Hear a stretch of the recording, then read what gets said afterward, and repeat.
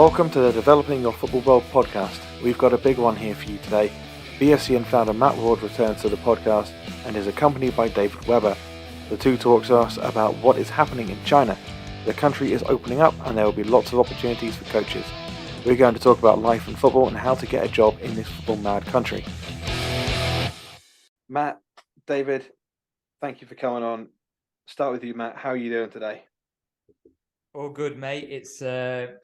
It's all nice and calm in Taiwan at the moment. No missiles or rockets being launched, which has kind of passed. And any other stories what the media's putting out there to try and take the onus off their own countries. But anyway, sorry, that's not started off on the right track, has it? But I'm all good, thanks, Will, and thanks for inviting me on for a chat. And good to catch up again, especially all the work you're continuing to do with the British Football Coaches Network as well. So yeah, looking forward to the chat, mate. Thank you. A lot of people give me some credit, and I think no, I didn't. This is Matt. This is your baby, and I'm just continuing. No, take it, mate. Take it. Take the credit. I don't get much, so maybe I should actually. David, how are you doing? Where are you exactly? Yeah, so I'm in Beijing. So we've just come past Chinese New Year, so I was able to have a nice week off. Somewhere slightly warmer in the south of China. It's a little bit cold in Beijing now, but it's called Spring Festival for a reason. So the weather's turned. It's a little bit warmer now, but the kids are still waiting to go back to school. So it's camp time. So getting the kids twice a day, doing a lot of football. So it's keeping me nice and busy. Now, did you say that you are outside or across from the Chinese? Is it Soccer Association? Yeah, I'm just across the road from the Chinese Football Association. So, if anyone tunes in, then yeah, you can bring me across there anytime you want, and I'll take a job for the national teams available at the moment. So if they're looking for a head coach, I'm available. So we're here to talk about China and opportunities that are either available or about to become available. One of the first big things that we've got to get out of the way is people are going to want to know what's life like there now regarding COVID and the restrictions. And it's hard being this side of the world because, firstly, you don't really know what's coming out. You don't really trust entirely. You don't get the full picture. And plus, for a lot of people, having not, like myself, I've not been to China. So it's hard for me to actually conceptualize and picture a lot of this stuff that you read and that you see on the news. So from guys that have been there and from guys that are there, is life getting back to normal? What does normal look like? Yeah, I would certainly say now it's a lot more normal than it was before. Last year, we were up to like daily testing to get to do any school stuff, or even to go to the pitch. The education authorities were saying you should do that. So there was little COVID testing booths on every corner, and you'd pop down and scan a QR code and test away. But a lot of them have been removed. A lot of people now are not wearing masks, so it's positive in that side. Everyone seems to have had COVID in January, so December or January. So we're now in a much better place, ready to move on, as the rest of the world already has, I think. Yes, I think we may have put our fingers in our ears and pretended it was over a lot sooner than many other countries in the world did. But each country's got their own way of dealing with things, and China definitely had a very different way of dealing with it than many of us, good, bad, or indifferent. Those are the facts. It did go on for a long time, and I know as someone that has been trying to arrange a honeymoon in Shanghai for the best part of 3 years now, I've been paying a bit of attention to a lot of the travel restrictions regarding work, tourism, all that kind of thing. So I believe China's now open for people to come in and work. Is that correct? Yeah, if you can find a job. We're a little bit behind Taiwan. They've already kind of pretty much fully reopened. China's just reopened. So if you can get a job, then work permits are open, and then also business travel, which is how a lot of people kind of first get their foot into China and dip into the jobs market, because doing the work permit from outside China is a little bit difficult. You can come in, meet people, see jobs, and then go from there. So that's a lot more positive. From the way you guys were talking before, it sounded like you could just walk down the street and land yourself a handful of football jobs. Yeah, yeah. Well, just adding what David said there. Sorry, Will, is my head coming on as speaker when I speak? Is it coming on the screen? Yeah, we can see your beautiful head quite clearly. Oh, yeah, I was worried then. That's good news for everyone. Yeah, so as David was saying, look, it's difficult to obtain a work permit from outside of China, and it's difficult anyway. But one of the main reasons being is China's already got so many options of workers already in the country, and just like any other country, and just like I always bang on about, it is easier to get a job when you're in the country where you want to get a job in.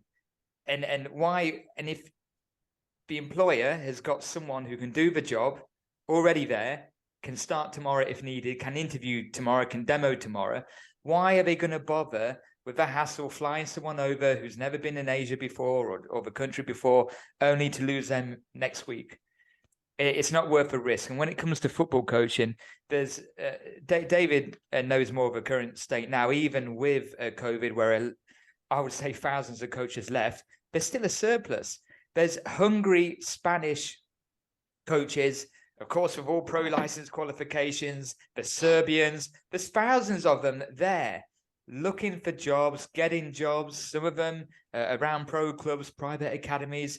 And this is what you're competing against if you want to try and apply for a job in China from overseas in your home country. And as David said as well, look, people use business visas to get in there. The main thing is just to get there. Okay. Once you get there, anything can happen. Let me say allegedly, just to cover my own back. But things happen allegedly, and the main thing is getting there, because if somebody wants something to happen, it can allegedly happen.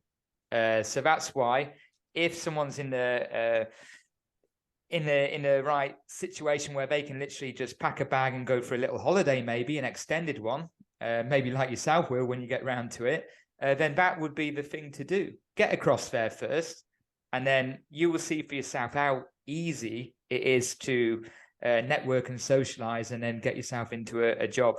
Yeah, like you said, you could be walking down the street and someone might say, as you said it, someone might say, "Oh yeah, what are you doing here?" "Oh, yeah, well, I'm actually a football coach, but I'm looking for a teaching or coaching job." "Oh, I know a school around the corner." It happens. You might be in a bar or a coffee shop, whatever your tipple is, and you get talking to someone. "Oh, my kid goes to this school. Oh, they're looking for a foreigner." And that's how it works normally.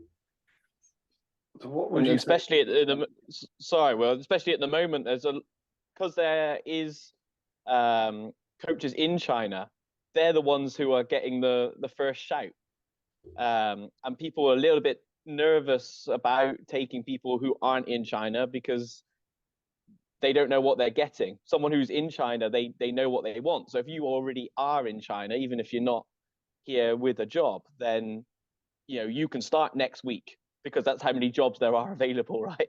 Then they're going to take you on over someone who they're going, okay, well, it might take a month to get the work permit sorted for them, if we can get it while they're abroad.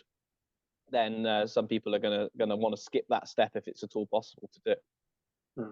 So I'm trying to put myself in the mind of someone who maybe hasn't traveled as much, and I always think of one of my best mates. His sister many years ago had a boyfriend who got a job in Dubai, and he spent one night in a hotel, flew back the next day, didn't even leave the hotel.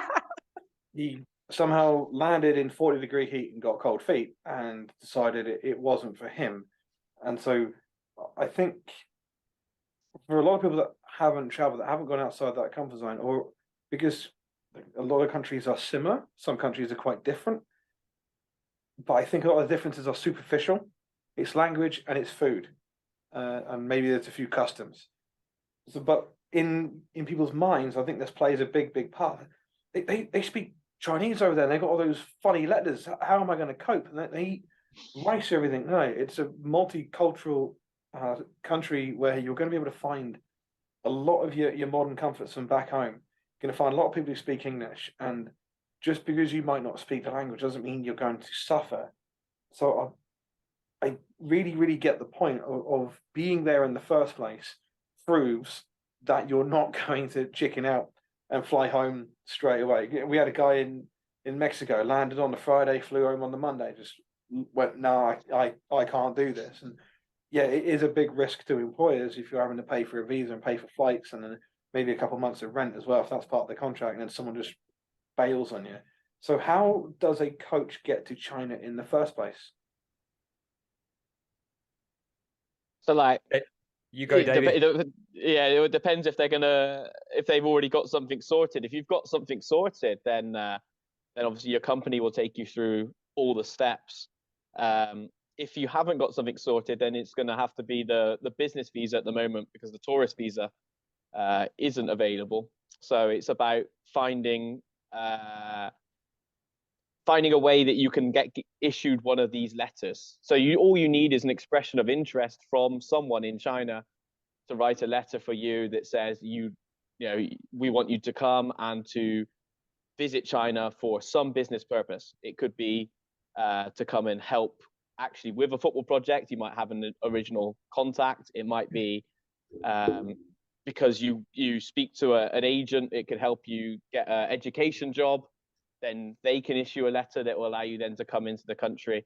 It could be you make up the need for some business trip or to attend some conference, and these are all sort of ways that you can then get that business visa, which will have you in, and hopefully the tourist visa is not too far behind, and that honeymoon can be had not too long in the future. Yeah. Well, yeah.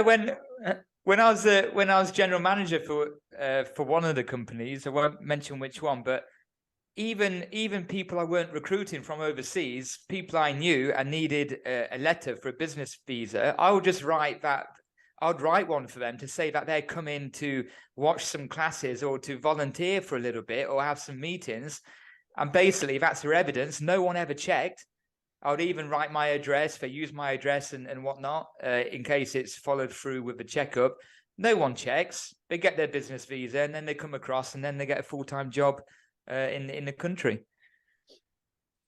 So, clear this up for me then, because my understanding is that with the football market in China becoming a lot more competitive, it used to be most coaches are looking at a level 2 or a C license come out, but is it now the case they're looking for more B license coaches because there's a higher standard or criteria for foreign coaches coming in? I think it depends a lot on the job.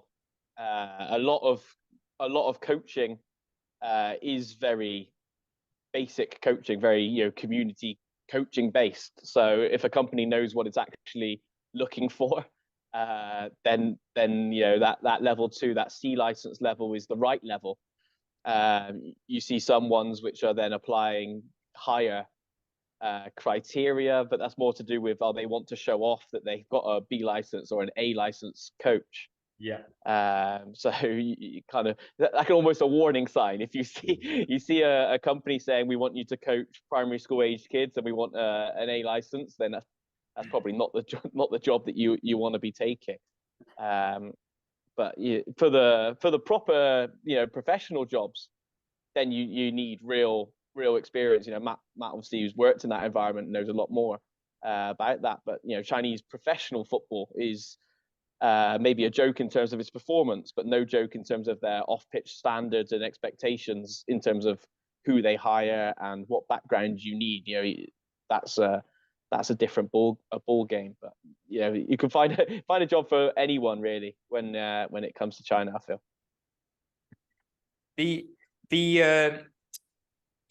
That's really well put, David, because most academies just need a good level 2 or C license coach, maybe a B license coach, which are good with kids or youths.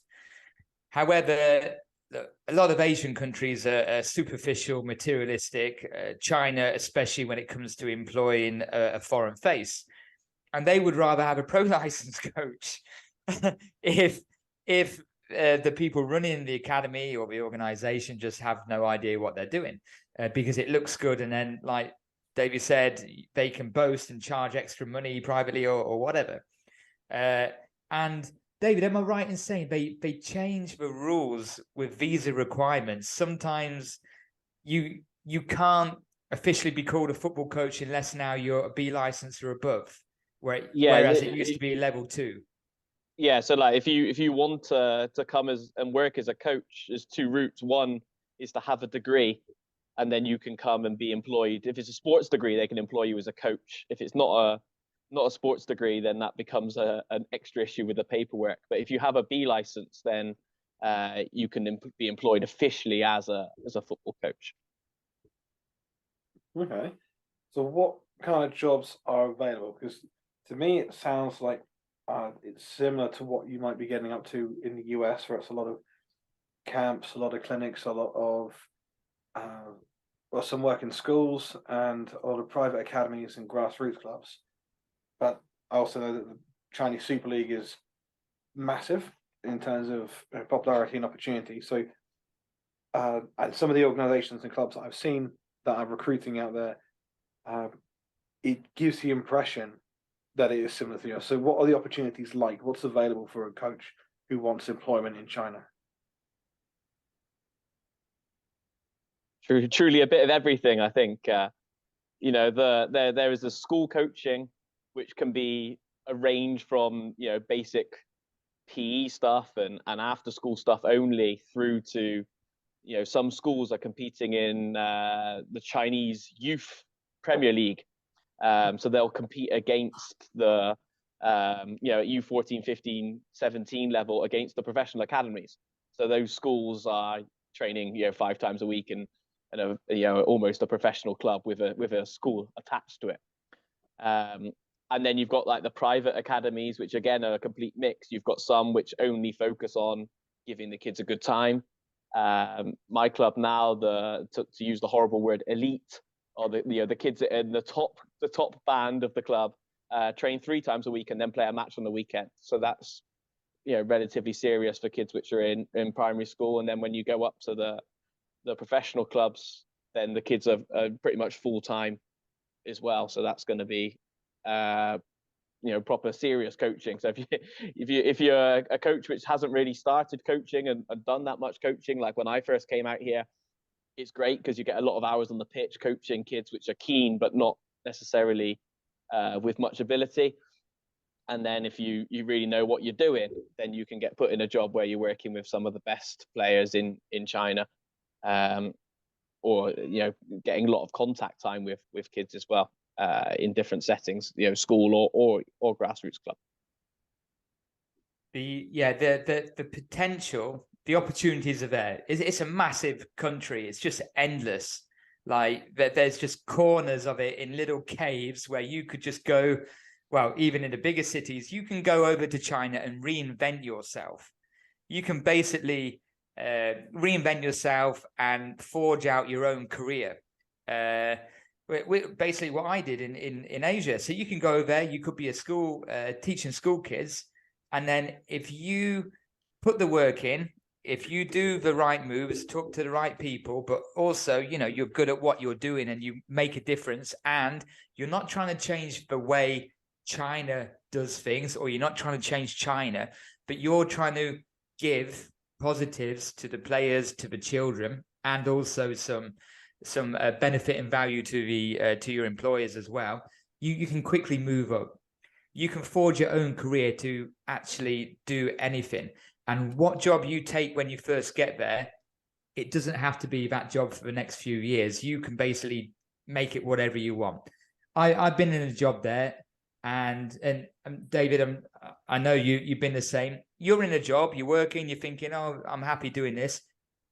Then the next week, you might get 4 or 5 job offers, and you've not even been looking for a job. They've just kind of come to you, which is very rare in, let's say, in England. And these job offers, I'll be honest with money now, just so people can get an idea of what we're talking about. So I was already in quite a nicely paid job where I was very comfortable, accommodation and allowances and everything.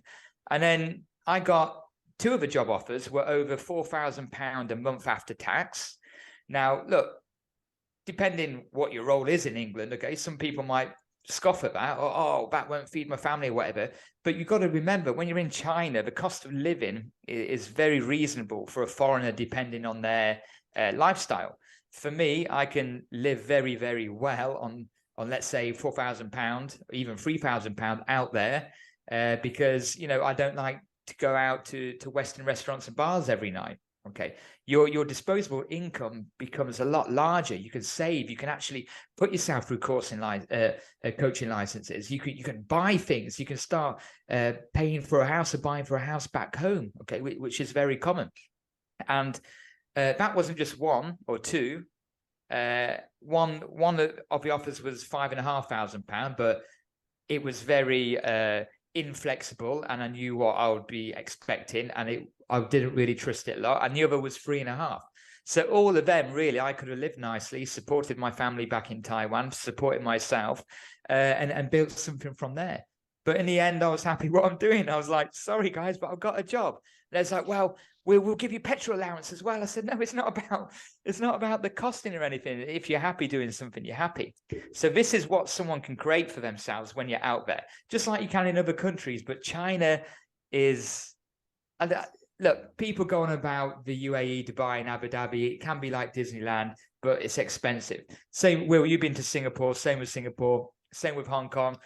Look, Philippines is different because of the cost of living compared to Singapore and Hong Kong. But China, you can create what you want out there, and you can become the coach or the educator or teacher or professional that you want. Okay, if you're willing to put the work in, you can do the job, what you're meant to, and you build your profile correctly. Them opportunities can be for a lot of people, the ones what I just mentioned. And look, David's done well as well. He's worked with let's say that word again, elite school teams and everything, in the national team competitions, director of football, head of football. I sent a guy out, Declan, probably 4 years ago to China. Yeah, maybe 4 years ago. We stay in touch. He started working for a private academy, running around doing PE classes.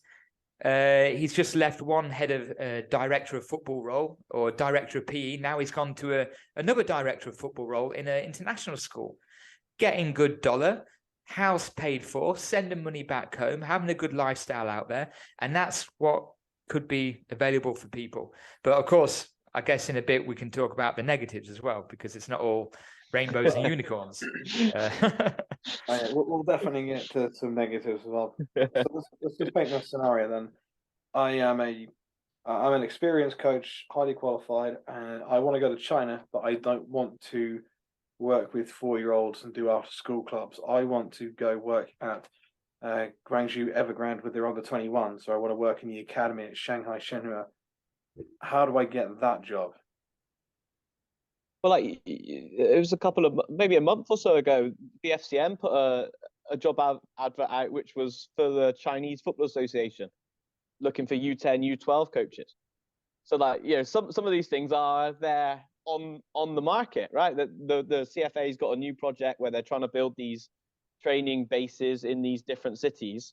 So you go there, and who knows, you know, if after 1 or 2 years you do a good job coaching the, you know, city U12 teams in that particular base, then you're going to move on to somewhere better.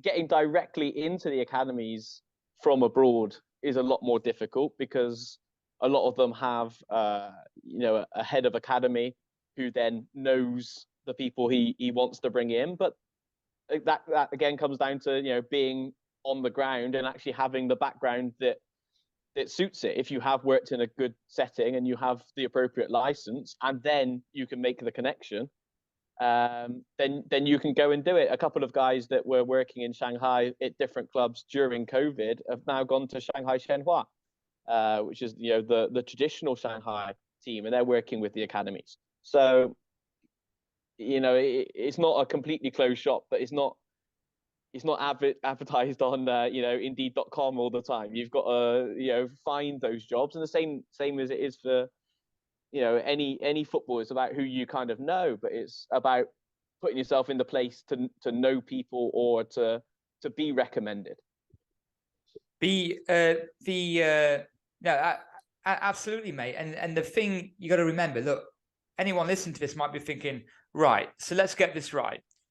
You're basically saying you've got to get over to China to be able to get a job first. Well, isn't that a risk to the coach? We talked about the risk for the employer of coaches coming and leaving after a week. And yeah, it's a risk for the coach. However, the risk is minimized by the fact that you have to be a total disaster not to get a job in China. If you are a foreigner and have some ability in doing something educational or coaching or teaching wise, you're not a disaster. It's very difficult not to get a job. So the worst case scenario, and I even say this to myself, look, I'm kind of semi-retired already, but I'm not playing golf yet. But if disaster hit me and I don't know, I lost everything, I would go and teach English. I would go and work in a school. I would go and be a sports teacher. I would do something with kids. I'm in Taiwan, it's different, but in China, you can do it even easier. There are, I don't want to say a million, but there's probably a million schools. I don't know, there's hundreds of thousands of schools in China. It's very, very, very difficult. I don't want to use the word impossible. Very difficult not to get a job. So if you can't get a coaching role, which also can be difficult if you're out there, you can fall back and you can have a job and you can pay your bills. You can survive until that right opportunity comes around. And of course, you can't just go over there not having anything. Oh, well, I got an F license from USSS or whatever it's called, USF F license from the States. Okay, maybe that isn't going to cut it. But if you go there, you know, knowing with a little bit of knowledge, hopefully from what we're talking about here, with something in your pocket, it's very difficult.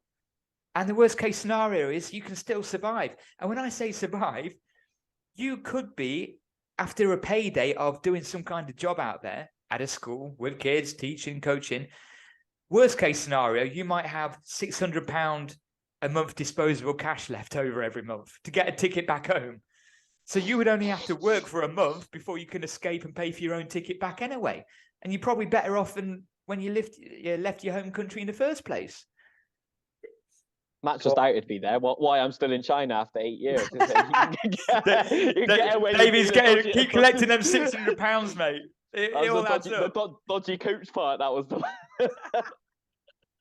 Well, we can start a GoFundMe if you're desperate, mate. And that's why I'm out here as well. There's obviously a lot of people from the UK and Ireland that have gone over there and had success and that are still there after 8 years because they can't afford their £600 flight home. I'm guessing that only speaking English is not a barrier to having success in your career in China. I think it's almost a marketing point sometimes in some settings. My current club now plays a lot on the creating the English environment. My previous club when I was working in Zhengzhou was similar, about trying to have the foreign coach who is then talking to the kids in English. You find that in most countries where English is not the first language, that learning English for the parents is quite important. And when you're in a country which focuses so much on education, that sport is seen as a distraction.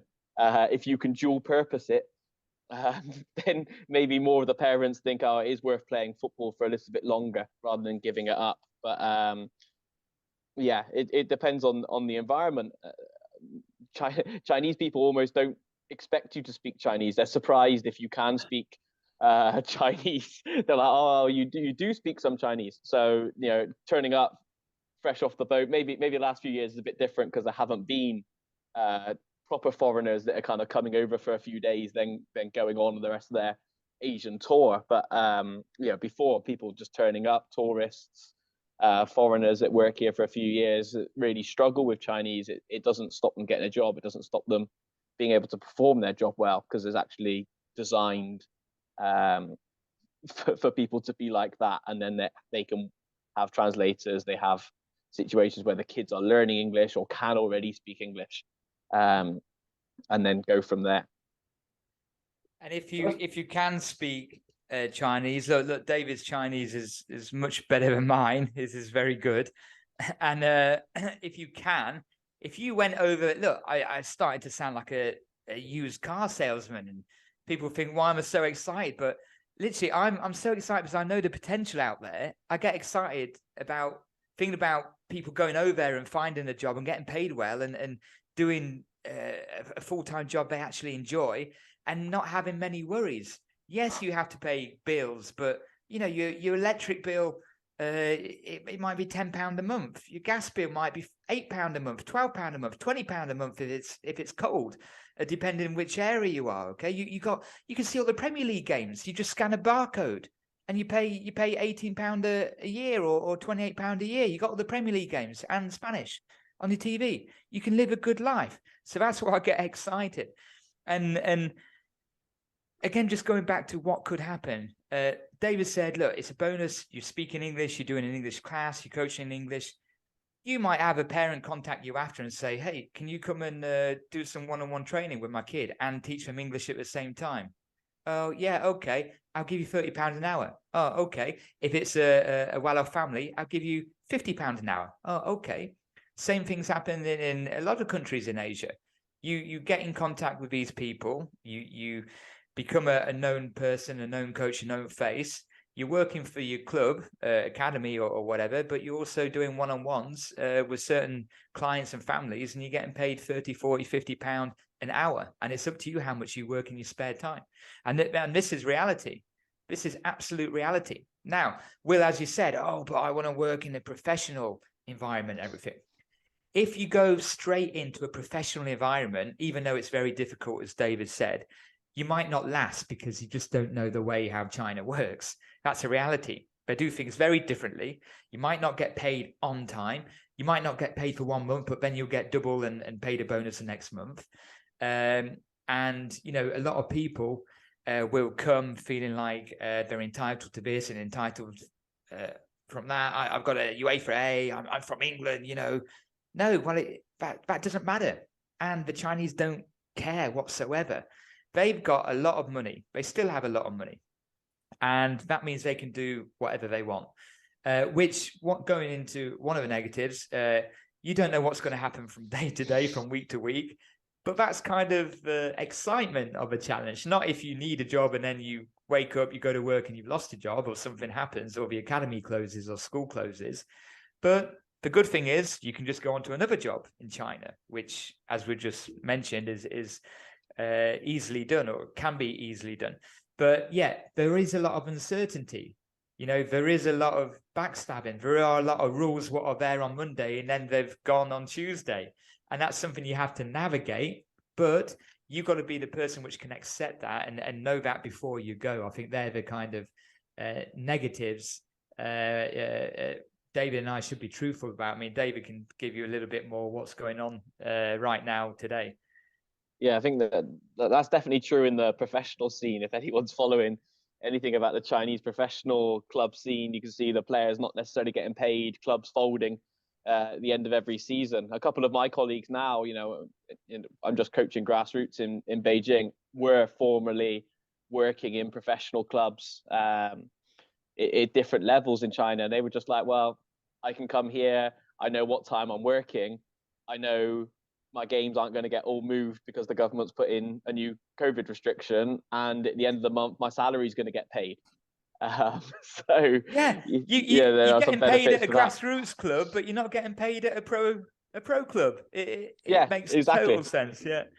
At least in the grassroots club, you're earning your money, because if you're out on the pitch and you've got 10 kids, those 10 kids are paying for the class, right? So there's money. No, for sure. There's money in the club. As the professional clubs are all running at a humongous loss, even at the times when they are able to sell tickets, because some of the clubs are just not particularly well supported. Especially as you go down the leagues, and some of these teams are created 2 years ago, and they're suddenly playing professional football in the second tier or whatever. But now the COVID restrictions have gone, and the chance that you wake up one morning and you can't go to work for a month is taken away. There's certainly going to be a lot more stability on that, hopefully for for all coaches at all levels is yeah, particularly those professional guys, because they've had a pretty tough 12 months. Let's talk a little bit about culture and geography, because as football coaches, typically I would say football coaches have a greater understanding of geography than the average person, because you learn so much through football, World Cups, Champions League, and you'll know that, for instance, Gabriel Heinze speaks Welsh because a bunch of Welsh miners migrated to that specific village in Argentina. And there's a lot of people that can't even point to Argentina on a map, but football coaches know this kind of stuff. But let's just go over a couple of things then. So China's got a population of over 1 billion, but it's the 4th or 5th biggest country in the world by land, and yet it only has one time zone. And most of the people, 80-90% of the people, live very close to the coast on the east. So you've got a bit of everything there, haven't you? You've got mountains, you've got huge cities. I think something like 10 cities bigger than New York that people have never heard of, because China is massive in terms of population, which I think a massive population, very densely populated in some areas, probably goes some way to the amount of opportunities that you're able to get, because there's a lot of people in a very small area, very, very well connected. Seeing here in England, every few weeks we're complaining about the train prices, and every now and again you get that one meme on social media that's around that 2 university friends, I think in Newcastle and London, both flew to Barcelona for a weekend because it was cheaper than taking the train to visit each other. And so from what I can see in China, it takes only a few hours to get from Shanghai to Beijing. It's cheap, it's regular, every 20 minutes or something, bollocks like that. And I want you to try and paint the picture from my rough estimations that I've done here, if you wouldn't mind. Try and paint the picture for coaches what China's like geographically and culturally, and what might stand out, what might take some getting used to. Well, so if you can get past the language barrier, which is obviously the first one, kind of each city has its own kind of feel to it, shall we say, and the cities that people will be most common with, Beijing, Shanghai, Guangzhou, Shenzhen, which are those kind of mega cities. But even between those cities, you have a different feel. I spent 5 years in Beijing before going to Shanghai.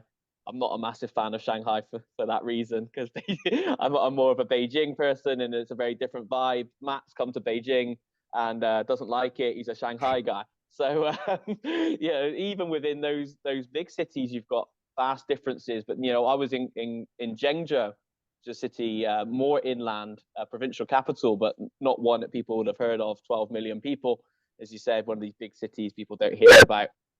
And then it has its own feel in terms of the way that life is, and these are all cities that are well connected. It's a completely different story if you end up in a much smaller city, or you end up further down in the south, maybe towards one of the other countries like Vietnam and Burma down there, because that is then a slightly different group of people.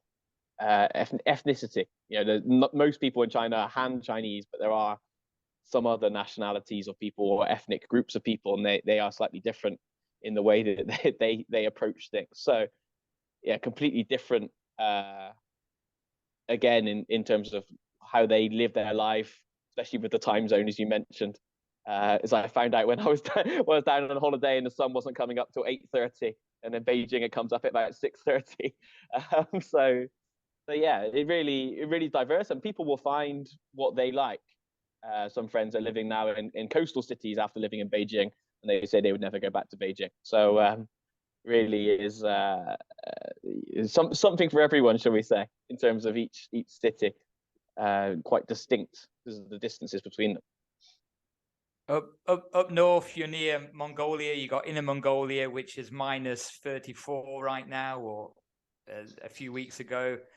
Down south, it's getting hotter because look, China's just huge. You should be in different countries and time zones. It's ridiculous. So you got -34. The Mongolians at top. down south, everyone, you might get some darker skin Chinese or kind of island hangout people, and then across the water you've got like Hong Kong and Taiwan, so you're getting hotter and hotter, closer down to Vietnam, to Thailand, etc. To the east, to the west, you basically almost kind of Turkmenistan, to what are the other stands? Afghanistan, Turkmenistan, all of this area, mountainous and deserts. And then to the east, like you mentioned, Will, you got most of the main cities, which aren't too far away. Northeast, you've got Beijing, and then Shanghai further down, Dalian. I like Dalian because it reminds me of Taiwan. It's a beautiful coastal city. So you could, whatever you like, whatever environment you like living in, you can find it in China. Just go to that province. Now, David knows better, but provinces, you don't talk about cities because there's too many. People just talk about provinces because within the province, there's just too many cities. So you could get lost in a province because you could just end up at a city. You could be the king coach of that city. No one's ever heard of you outside, but you're the main person in that city, and you're probably coaching the best school team or youth team or even part of the pro setup. Now, there's the key. If you want to get involved in the Super League with Beijing or Shanghai or whatever, very unlikely going to be happening unless you're very fortunate or you've built that for yourself from China. However, there's nothing stopping you from building that reputation and prestige in one of these kind of unknown cities, what even Weber hasn't heard of. There's nothing stopping you. And depending what your kind of career goals, short-term, long-term goals are, if it's to make money, you can make a lot of money. If you want to make a lot of money and try and retire, let's say you're 30, in 10 years' time, you could get close to doing that if you want to take the money and probably settle in the Philippines or Indonesia or Thailand, and depending on lifestyle. If you want to send money home to the family, if you're able to leave dependents back home, you can do that also. If you want to go for career, yes, you can make your way up to the pro leagues, but now I will say, and Davey touched on it as well, the league's very poorly run now. China professional football has gone downhill since when I was there with Shanghai Shenzhen, and it was a bit of a roller coaster even then in 2016. But now pro players aren't getting paid, teams are folding, games are being cancelled. No one knows when the league's coming up. No one knows what's happening, and it wouldn't be a secure place to be in. However, if you wanted to become a technical director or head of an academy or a head coach of a youth setup, a private academy, a school, that would be the place, because you can go into these serious international tournaments. China takes school tournaments very serious, even to the point where there's allegedly been some corruption going on. Well, it was in the news, in Chinese news. So allegedly there was corruption with U9 games, U10 games, money exchanging hands for referees to let certain school teams win. They take it serious. So if you get involved with a serious school team and you become head of football, head of academy, that is a good career pathway. And you can then go from wherever you want to. You can stay in Asia. Yes, look, people say, yeah, but you come back home and what can you do? Look, people have come back abroad and got a job back in England. It's just how you are as a person and a coach. If you go back and think you're going to go straight back into something, maybe not. If while you're working in China, you're still keeping your contacts and friends and talking to people and helping people out, then you are always going to have a place to go to. But if you go out in China and then lose contact with everyone in 10 years, you come back, you're probably not going to get into Newcastle United Academy as a U10 coach or something. So you got to be realistic, but also you've got to know what you want and your expectations, both your short-term and long-term goals as well. That networking's massive in China as well. Like, yeah. We talk about all these opportunities exist. Yeah, they do. But as we said earlier, they're not necessarily advertised. Just because we don't necessarily read Chinese or Chinese people, they want foreigners, but they don't know where to find foreigners. So they go and ask their mate, where's some foreign coaches, right? So like when Go to the bar. Go to the bar. Yeah. So I left my last job, and they asked me, oh, have you got someone you want to recommend? And when I kind of said, well, my mate's in China at the moment, obviously it's when the border was closed. Like they're already in jobs. It was like, oh, okay. And then they were almost at a loss what to do next. Like they were going down their contact list. Like, right, who else might know some foreigners? Okay, what now? Yeah, so like, who else should we ask if they know some foreigners that can coach? So like, if you can know some useful people, the same with teachers, exactly the same with teachers. I used to have headmistresses messaging me. I've only met once. I went to like look at some staff who were coaching at a school, and the next thing they messaged me, "Oh, Matt, can you get us a science teacher and a music teacher?" Not right now. If you give me a bit of notice, I can find some. And just as David said, it's exactly that. Well, it's almost crazy when you talk about it like it, but it genuinely is like that. It's who you know, but maybe in back home people complain about it's who you know and you can't get something, whereas maybe here it's more about it's who you know and they're going to give you 2 jobs a month when you're looking. So you said you're going to find the foreigners at the bar. Social life in China. What are you able to do for fun? Are you able to make friends? I'm sure, particularly in the bigger, more well-known cities, there's a large expat community where you'll be able to find a lot of people where you have a lot of similar interests from. So, what's it like? Is it easy to enjoy yourself after work, or do you go straight back to your apartment and plan your sessions? No, there's plenty. In the big city, there's obviously plenty going on that you can just go out and do. Whatever you wanna do is available.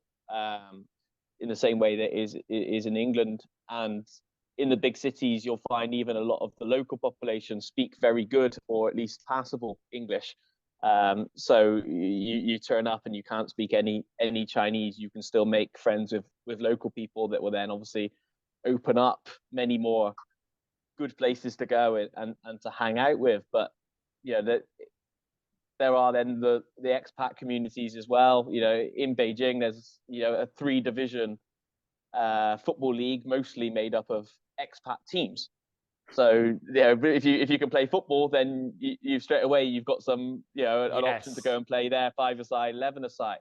In some of the smaller cities, it's almost easier to make friends because there are 2 or 3 places to go, which are very foreign friendly, and therefore everyone will go there, as in it serves a burger, it serves pizza with a menu which is translated.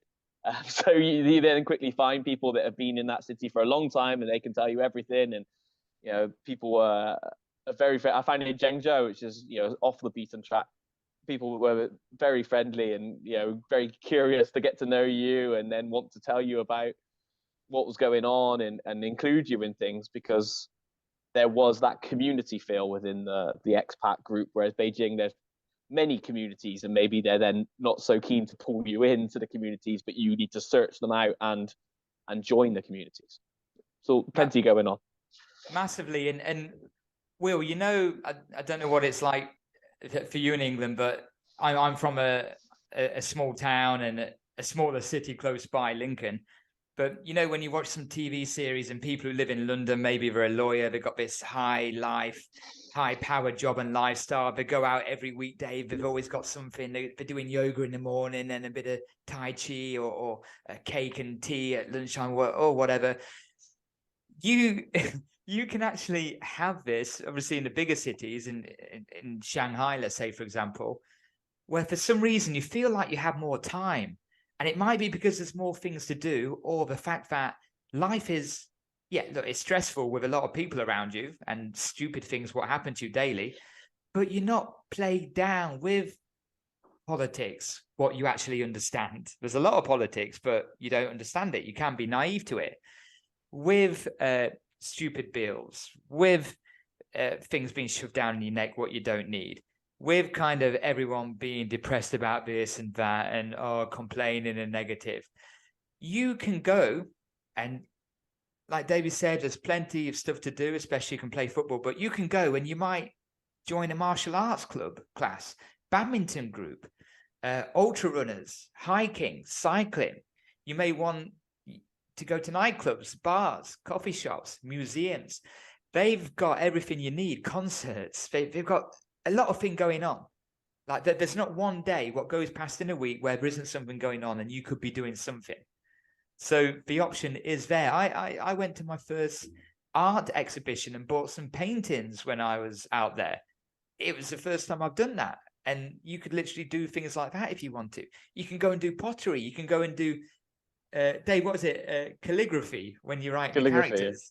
Yeah. The Tai Chi, Kung Fu. You can join a gym. And the camaraderie and when the locals embrace you and you mix your friendship groups. Look, if you're a male and you like females, there's a lot of women out there who are available. If you're a female and you like males, I think there's something like 5 guys to 1 female in China.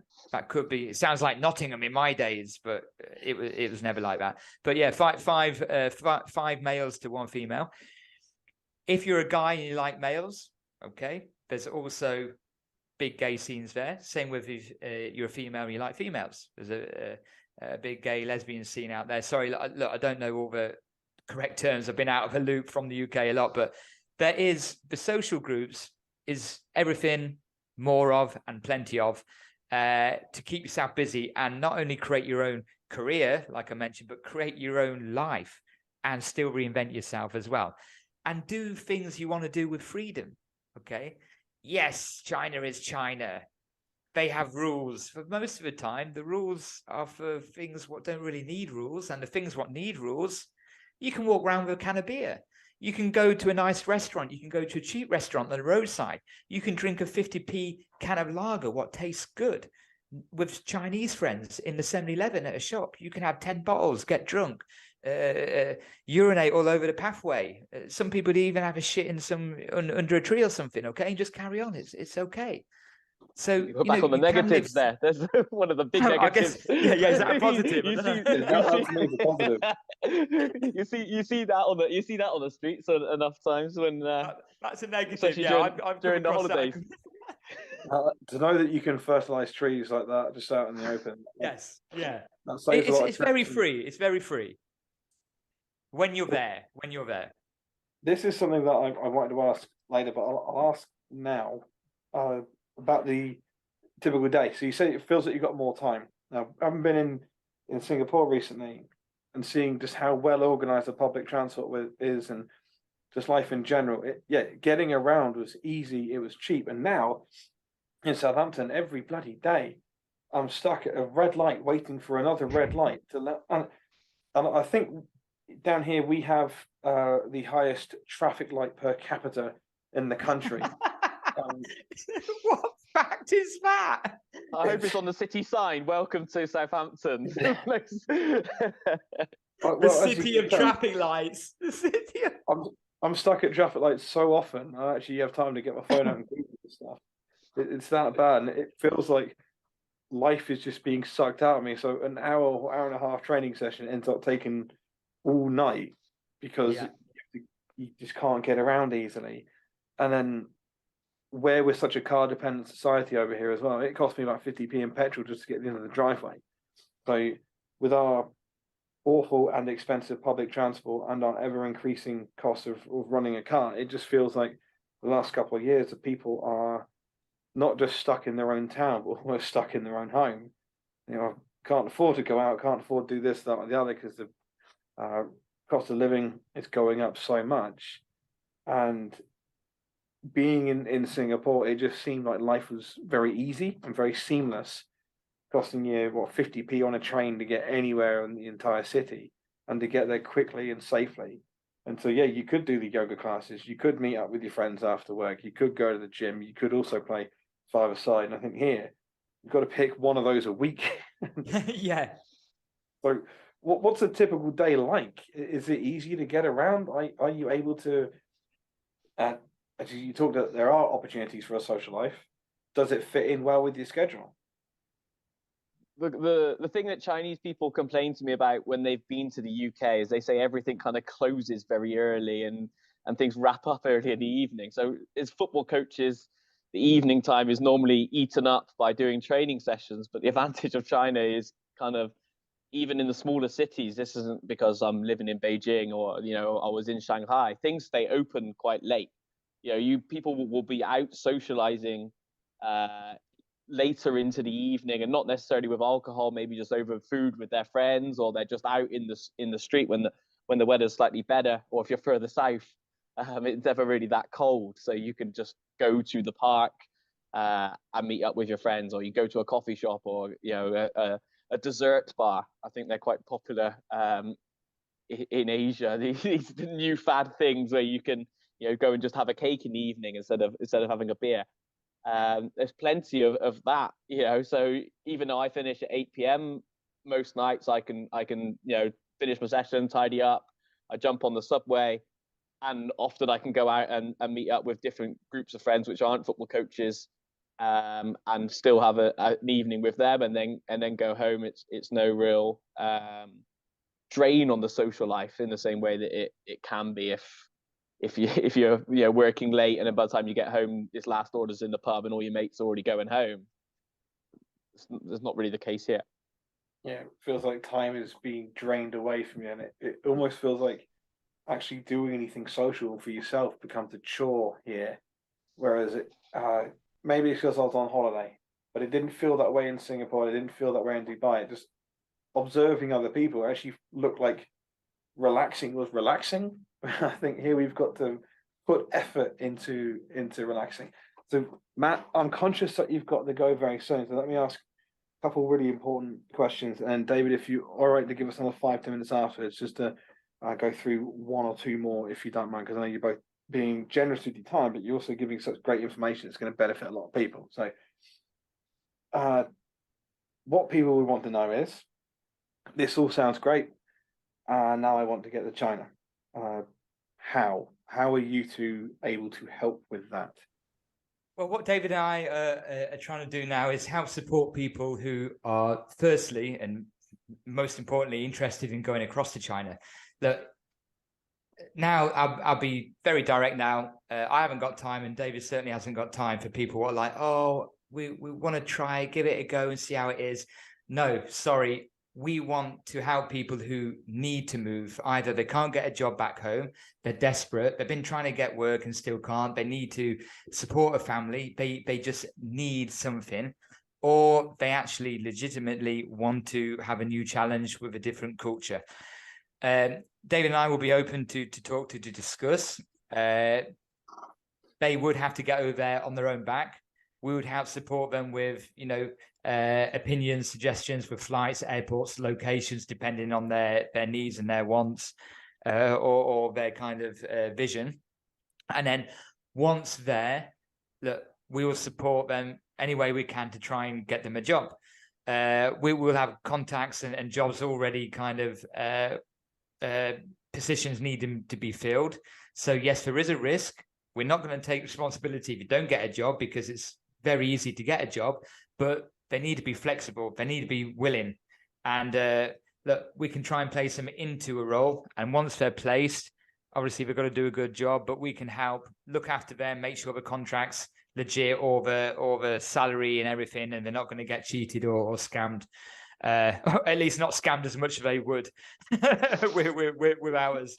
Yeah, that's a big statement. You can't protect against all Chinese scams. Yeah. You might get scammed, but not as much. But yeah, we just want to be there as a sounding board, as support, and obviously do our best to try and place people as well, using our contacts. I'll be going across to see David as much as I can now. Now the travel's opened a lot more freely, and David's always got his ear to the ground. And between us, yeah, we just want to support people in need. Sorry, on that point. Yeah. So if there is anyone listening, contact me, matt@mattwardconsulting.com. That's matt@mattwardconsulting.com. There's nothing on the website yet, because I keep coming in and out of different things I'm doing with myself on the website. So give Will, they can contact you. They can even contact David if you know David, but email myself if they're interested as well. All right, well, Matt, we better say goodbye to you and thank you for coming on. It's been absolutely fantastic, and you definitely sold it to me. I'm very considering. Will, very welcome, and thank you for having me. And literally, if I needed to financially or to build a football coaching career, I forgot to mention, David mentioned it, and Will, you did about the US as well. You get exposure to actually coaching and being in difficult situations. Okay, look, it might be a ball like doing 6 classes a day, repetitive. You might not start pushing out the quality, but you're being exposed to that. You can try different things, you can tune different things to when you are coaching lesser, you can then really push out a quality session because you've gone through so many, you trial and errored so many.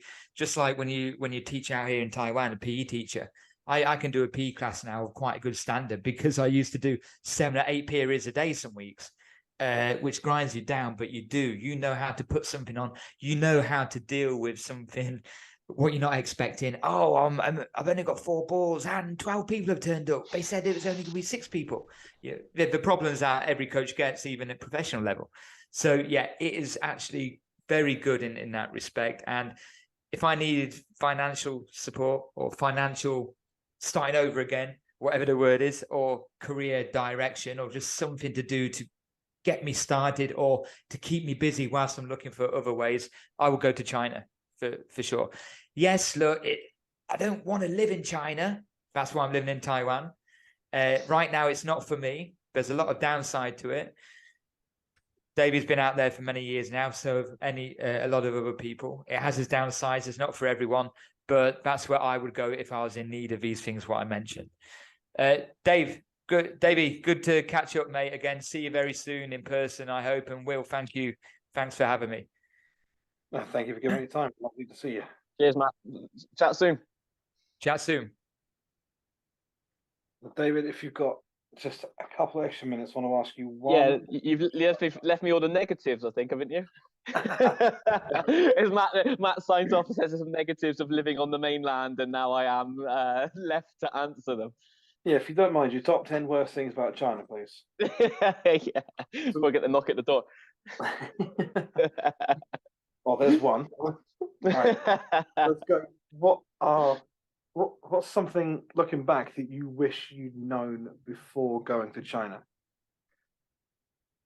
I guess that's the question that you hope. Well, you throw out with the idea of some negative experience. I guess actually would be that it's not really that different. I remember when I first came out here, a lot of people saying to me, "Oh, what are you going to do if X happens in China?" Or what are you going to do? You don't know anyone in China. It's like, well, actually, just kind of go out and see. And then when I was first out here, it's actually quite normal. In terms of what I actually would have liked to know is to understand a lot more about the way people are and the culture, because that does impact a lot on how things are done. You often hear Chinese people talk about, 5,000 years of culture. The government is becoming increasingly proud of China, maybe pro-China, whereas before maybe they were a little bit more interested in outside ideas. They're now promoting a lot more of their own ideas at the political level.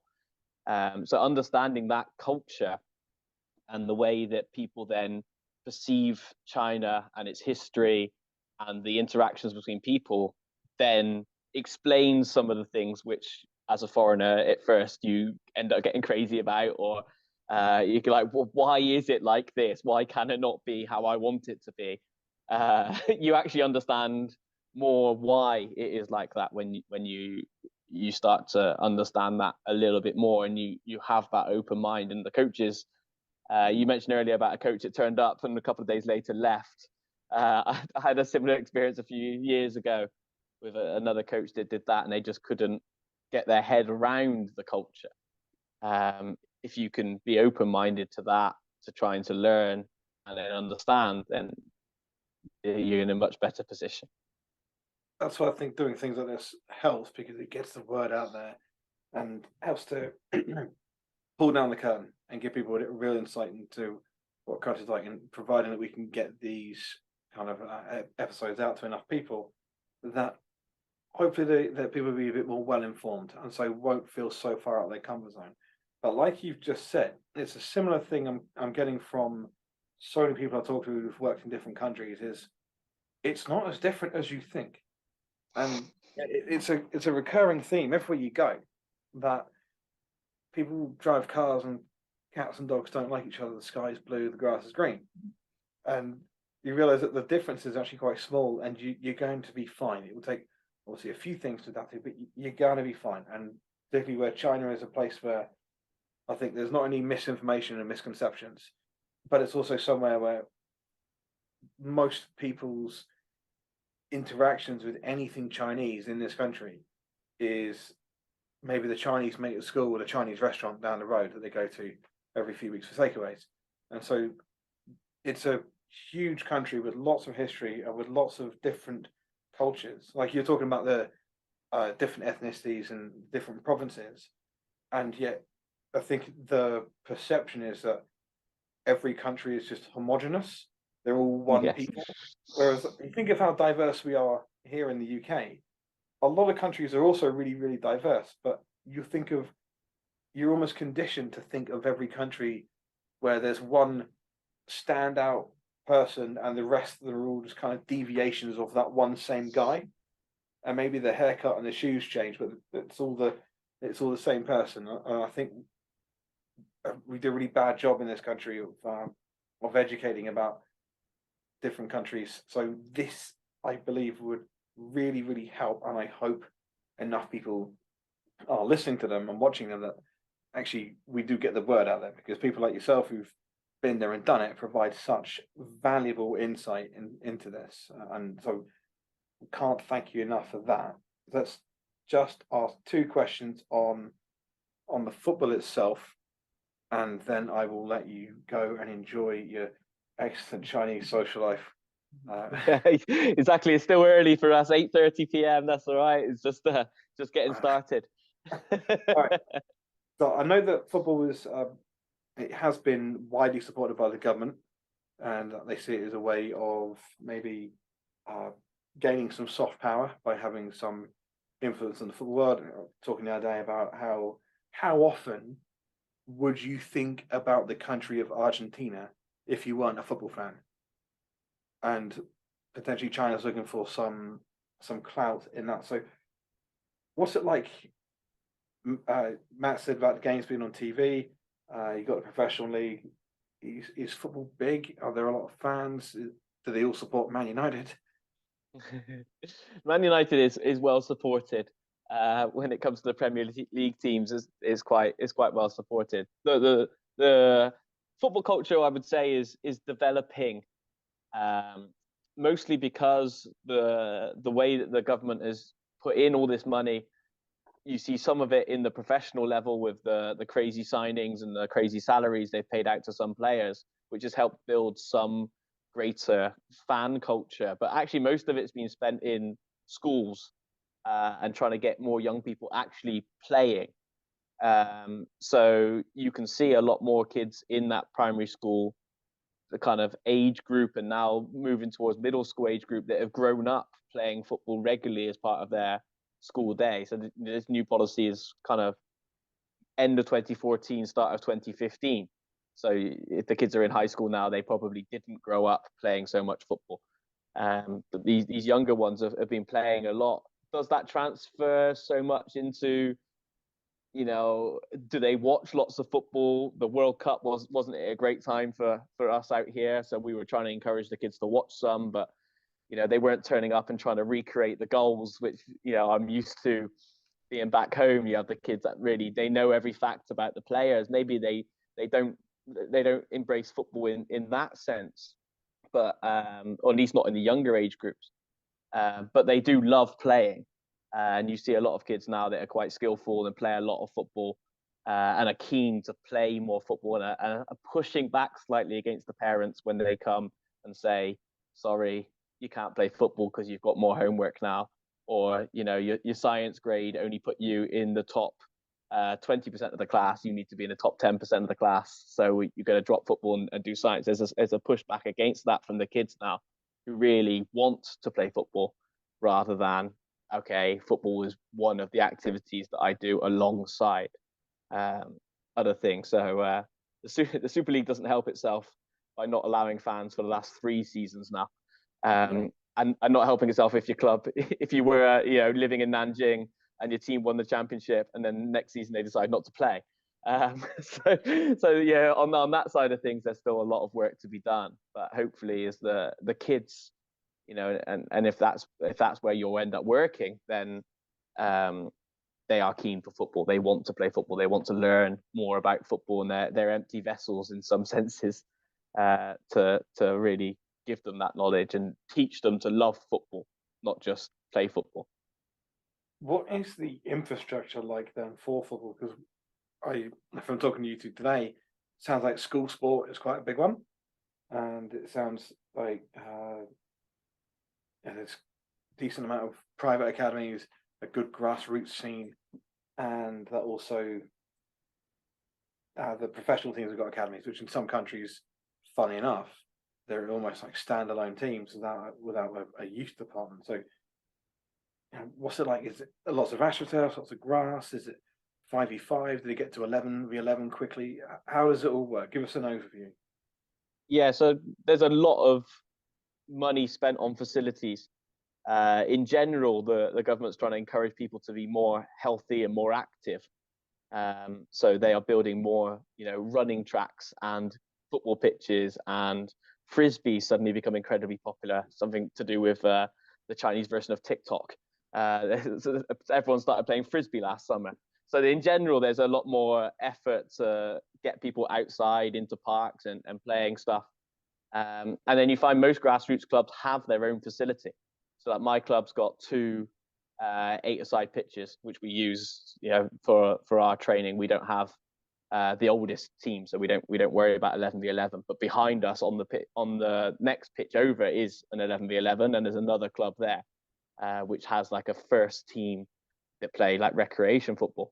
So, and that's not uncommon, right? A lot of parks will have that, and they'll have clubs that use that. And then that's excluding the schools, right? The schools then have their own track they use for their marching practice, and then also the football pitch, which they use for their marching practice, and then sometimes for their football. So facilities is one thing that you're not short of in China. It really is good facilities to play on. It's not a bumpy field in the dark. Yeah, there's nice astro pitches everywhere for each club to use. Do you get a lot of dad coaches, or are they mostly employed? Almost all coaches are employed. So a lot of the local coaches will be PE teachers, or would have played some form of football, or they're into sport. I don't know if that's partly because of the cultural difference. A lot of these parents, say the parents are 30, 40 years old, they grew up in a time where there was only academic pressure. Especially if they're not from one of the major cities, the parents would have been pushing them to get out of the place they were in so they could get a good job and then move to another city. And then in some places, a lot of the parents are away then working. So if you're talking about a smaller city, maybe there aren't so many parents around. The concept of a dad helping out his son's team is less common, although some of the dads like to pay you to coach their children and then spend a lot of time shouting on the sideline and coaching the children. But yeah, almost all the coaches you would say are paid coaches, professional coaches. In that sense, how professional you want to call them based on their license and the way they coach is a different matter. Do you think that has raised the level, or is it creating other problems? I think there's been a lot of effort into coach education. A lot more people trying to be involved in sport, but it's a cultural thing, right? Maybe some parents are keen to help their children's team, whereas a coach is working because he's getting paid for it or because he's the PE teacher and he has to take the team. So I guess there's some positives and negatives on that side of things for how the coaches actually work with the kids. I could spend all day asking you questions. Both of you have really sold China and painted a good picture, but also been quite realistic and quite candid with it, which is very, very useful. So even if no one else listens to this, I know that I've got a lot of good information for my own potential career opportunities going forward. So thank you, and thank you to Matt, who's already gone, but thank you, David, very, very much for giving up your time, and thank you for giving up this information and speaking with us today. No, my pleasure. Hopefully more people see China is an opportunity. So hopefully people come and fill the jobs because there's going to be a lot going in this post-COVID China. So it's certainly an interesting time here to see kind of how we move from this control era to back to reopening and taking on the sporting mantle. I will be watching with envy, I'm sure. Hopefully from up close in Shanghai. Yeah, in a few years, eventually that will happen.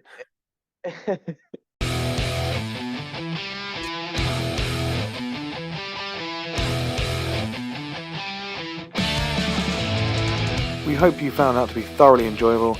Reach out to Matt and David directly, who can help assist with the job search in China. We've already had a few China jobs on the board in recent months, and there will be more coming soon. And make sure your BFCN membership is up to date so that you can be alerted regarding the latest coaching jobs around the world. And don't forget that there is now a BFCN app which allows you to browse jobs, read articles, connect with coaches, and listen to interviews all in one convenient place. We'll see you next time.